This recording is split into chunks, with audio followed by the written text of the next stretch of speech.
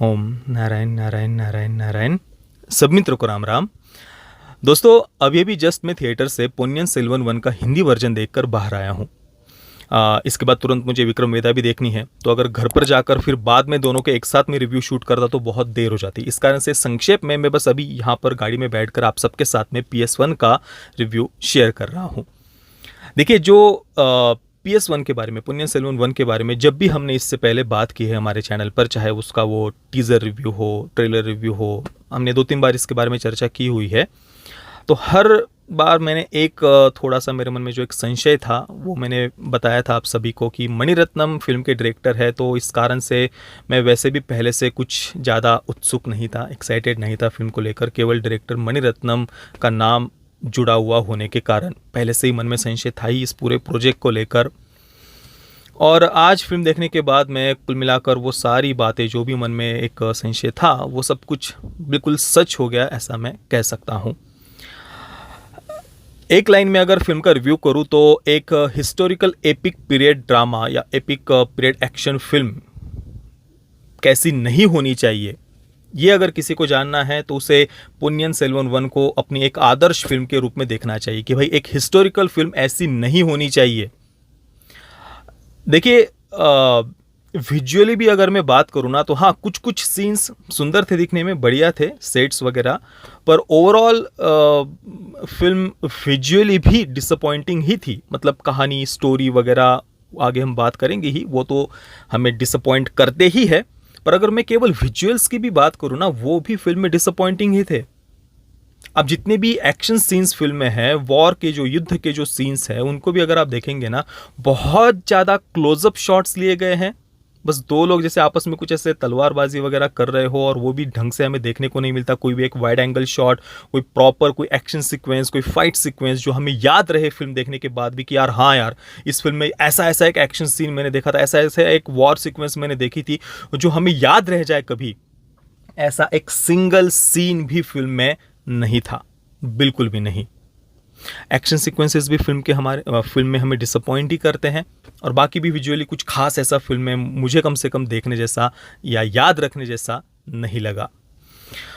बाकी स्टोरी और कैरेक्टर्स की अगर हम बात करें तो भाई वो तो सबसे ज़्यादा डिसअपॉइंट करने वाले थे, सबसे ज़्यादा। एक सिंगल कैरेक्टर के साथ भी हम फिल्म में कनेक्ट नहीं हो पाते, एक सिंगल कैरेक्टर भी फिल्म में लवेबल नहीं था कि जिसके प्रति हम केयर कर पाए, जिसके हमें चिंता हो पाए, या जिसके बारे में हम कुछ, उसके जीवन में आगे क्या होगा या इस घटना में आगे क्या होगा ये जानने की हमारी कुछ उत्सुकता बने, ऐसा पूरी फिल्म में कुछ भी नहीं था।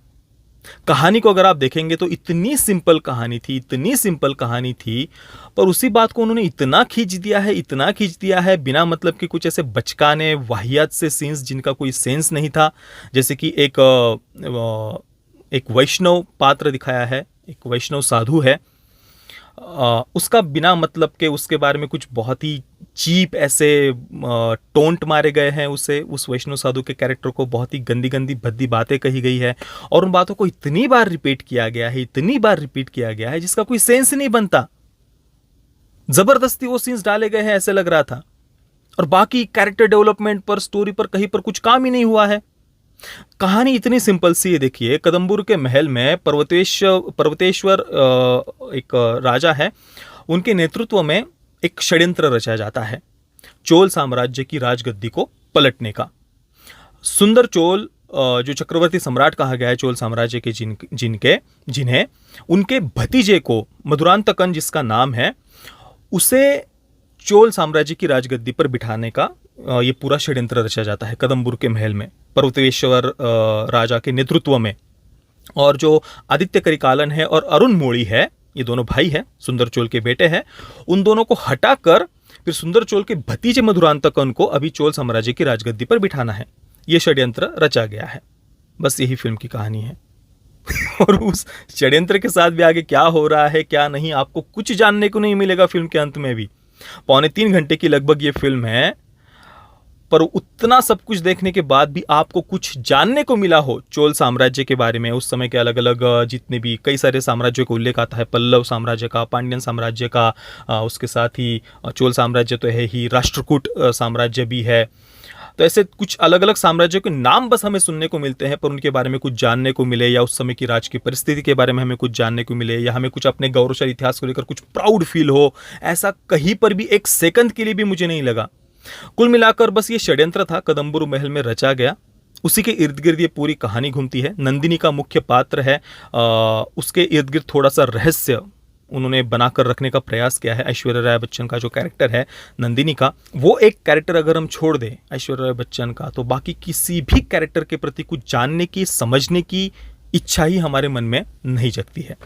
त्रिशा का उस कैरेक्टर का नाम था राजकुमारी कुंदवई, जो आदित्य करिकालन और अरुण मुड़ी की बहन है, राजकुमारी कुंदवई।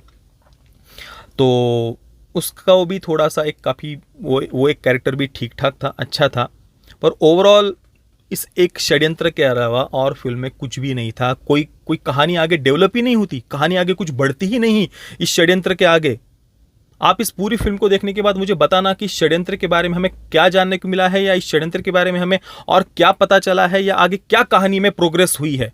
कुछ भी नहीं। फिल्म का एक और महत्वपूर्ण पात्र है वल्लभरायन वंदितेवन का, जो पात्र एक्टर कार्ति ने प्ले किया है। अब इस वल्लभरायन वंदितेवन को आदित्य करिकालन का सबसे अच्छा मित्र फिल्म में बताया गया है।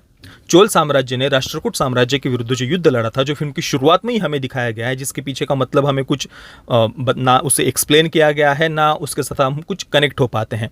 पर इस राष्ट्रकूट साम्राज्य के विरुद्ध लड़े गए युद्ध से फिल्म की शुरुआत होती है, और उसके तुरंत बाद आदित्य करिकालन वल्लभरायन वंदितेवन को एक गुप्त संदेश के साथ में भेजते हैं।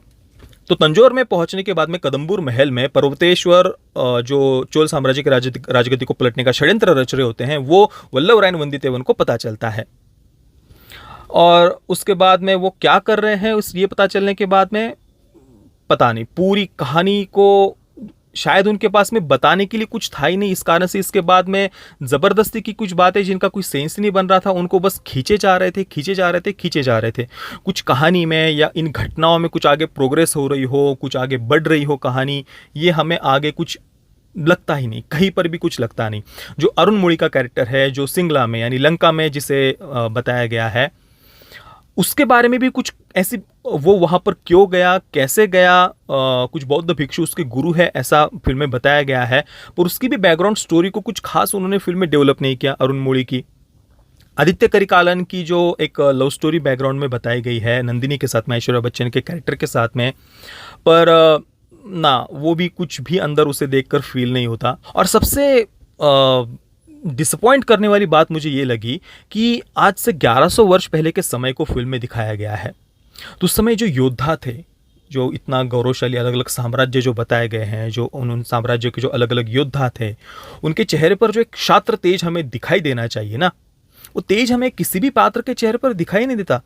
सभी के सभी जो भी अलग अलग साम्राज्य के लोग जो दिखाए गए हैं, आप अगर ध्यान से फिल्म में देखेंगे तो सबके चेहरे इतने डल, इतने उतरे हुए, जैसे कि बहुत वो फ्रस्ट्रेट हो, डिप्रेस्ड हो, परेशान हो, इस प्रकार से सबके चेहरे दिखाई दे रहे हैं। चाहे राजराज सुंदर चोल हो, या फिर आदित्य करिकालन हो, या अन्य भी जितने पात्र है, पल्लव साम्राज्य हो या राष्ट्रकूट साम्राज्य हो, उनके जितने भी कैरेक्टर्स को फिल्म में दिखाया गया है, सभी के चेहरे बिल्कुल डल, उतरे हुए, उनके चेहरे पर कोई तेज हमें दिखाई दे रहा हो ना, वैसा कुछ योद्धा की तरह वो कैरेक्टर हमें फिल्म में दिखाई नहीं दे रहे थे।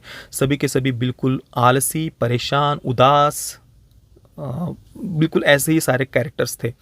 और ऊपर से उन कैरेक्टर्स में उनको जिस प्रकार से लिखा गया है, वो भी बहुत निराश करने वाला था। कुछ कनेक्शन उनके साथ में हमारा बन ही नहीं पाता। ओवरऑल चाहे कहानी हो, कैरेक्टर्स हो, या विजुअल्स हो, या डायरेक्शन हो, हर प्रकार से फिल्म हमें डिसअपॉइंट करती है। डायरेक्टर कहीं पर भी दर्शकों को, ऑडियंस को अपने साथ में नहीं जोड़ पाए हैं। हाँ, एक बात मैं मानूंगा, फिल्म का जो एक प्लस पॉइंट मुझे लगा कि जैसे जैसे फिल्म आगे बढ़ती है, ऐसा लगता है हमें कि यार बहुत कुछ आगे अब होगा, बहुत कुछ बड़ा कुछ ऐसा होने वाला है आगे, और वो हम जानना चाहते हैं, और वो उत्सुकता से हम देखते रहते हैं कि यार अब कुछ होगा, अब तो कुछ अलग होगा। पर वही हम बस ये इच्छा करते रहते हैं कुछ होगा, पर फिल्म खत्म हो जाती है अचानक से आकर, और कुछ वो होता ही नहीं। जो कुछ अलग या कुछ बड़ा ऐसा होने की जो उत्सुकता मन में होती है, वैसा फिल्म के अंत तक भी कुछ नहीं होता। ओवरऑल मेरे लिए तो फिल्म पूरी तरीके से डिसअपॉइंटिंग थी। मैं इस फिल्म को दूंगा 4 out of 10 stars. Parental guidance की बात करें तो फिल्म में कोई सेक्स और न्यूडिटी नहीं है, थोड़ा बहुत वायलेंस है, युद्ध के सीन वगैरह है, तो अगर देखना चाहें आप तो देख सकते हैं परिवार के साथ में। बाकी दोस्तों, आपने अगर इस फिल्म को देख लिया है तो आपका एक्सपीरियंस कैसा रहा, मुझे आप नीचे कमेंट में अवश्य बताना। ये वीडियो देखने के लिए आप सभी मित्रों का बहुत बहुत धन्यवाद। जय श्री राम, वंदे मातरम।